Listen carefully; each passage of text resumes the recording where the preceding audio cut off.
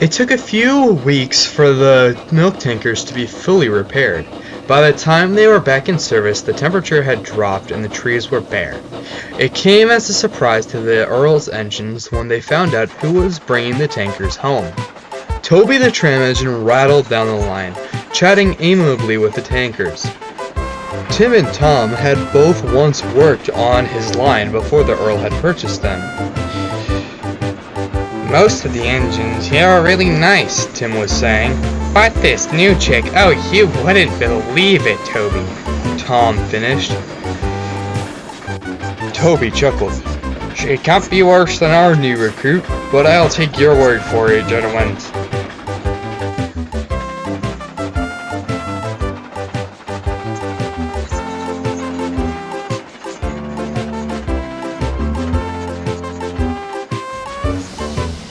Toby pulled smoothly into the junction. Whiff and Stafford sat in the yards. Neither of them had ever met Toby before. Hello, you must be Toby, Whiff prompted. Hi, I'm Toby, and you must be Whiff. Yes, and this is Stafford. It's a pleasure to meet both of you. I'm sure the Earl told you that I'll be staying for a few days?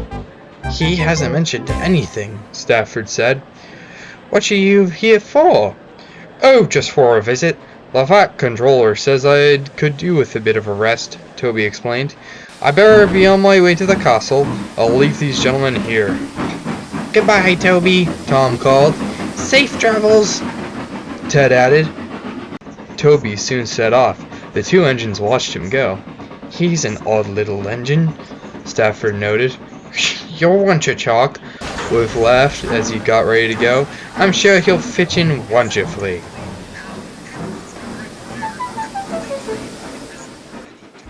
The Earl put Toby on the maintenance run. He had explained that he wanted everyone to see him along the line. The men quite liked Toby. He told stories and joked as they worked.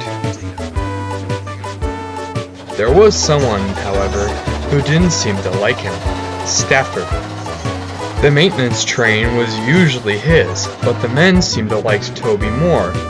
As such, he stayed wary of the tram engine. As the sun started to set, the men were packing up from a job near the halt as Stafford was unloading some vans. You know, began Toby, I'm one of the few steam trams in this country. Most trams are electric, and, well, there's nothing wrong with that, but if someone calls me electric, well. Toby chuckled, but Stafford was indignant as he whirred away. Ever since his run-in with James a number of months ago, Stafford had been quite proud of being electric. And while we know Toby meant no harm, in Stafford's eyes, Toby was insulting him. I'll show him what an electric engine can do. The next day dawned and Alice was worried. The Earl wanted her to amend her past mistakes with the milk train, but Alice was much less confident. Stafford was at the docks watching Toby shunt some vans together as she backed down towards the milk train. In her preoccupation, she didn't notice Toby pushing some vans onto the quay. There was a loud crash as Alice slammed into the end truck. No one was hurt, but Alice was off the rails. The tankers twittered. So it wasn't a fluke, Fred sniffed. The foreman stormed out, looking most annoyed. Great, he shouted. Now who'll pull the milk train? I will, sir, Stafford volunteered without thinking. Rubbish, Stafford, said his driver. We have our own train to pull. We can just couple the tankers onto the end of our train. It'll be fine. The driver was unsure, but agreed. Toby marshaled the train together and Stafford backed down. Take care, Stafford. This is a large train, Toby advised. Don't think I can handle it, Stafford huffed. I'll do just fine.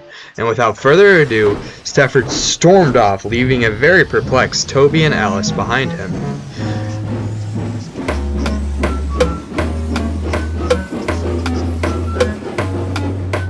Stafford is a small engine, and the milk train today was longer than usual. Combined with the trucks he had already been scheduled to pull, it wasn't long until Stafford was struggling. He carried on regardless, until the hill. As he started the climb, his wheels spun and spun, but the train ground to a halt. "Give it up, Stafford. We're not going anywhere," his driver advised.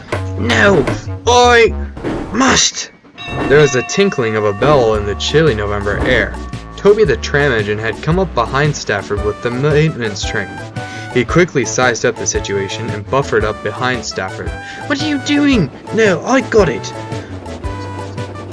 But Toby didn't say anything until they were at the top of the hill.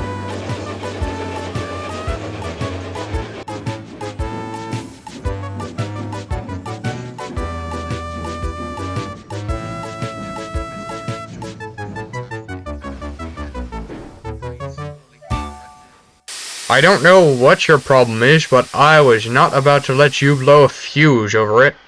Ha! The real reason is you don't think an electric engine is capable. And what gave you that idea?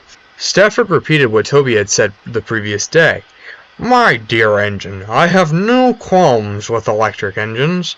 I knew quite a few back in my day, but I'm a very unique type of locomotive. I don't like it when others compare me to more common builds. I'm proud of who I am, and I'm sure that a locomotive as unique as you can understand that. Well, I mean... What if I called you one of those diesels they make down the line? How would you feel? Stafford frowned. I would be insulted. Exactly, Toby concluded. Me and you are very special engines. We should be bonding over that, not holding grudges. Stafford sighed. You're right, I'm sorry. Oh, think nothing of it. But you better get a move on. These tankers are starting to get agitated. Stafford departed, feeling much happier.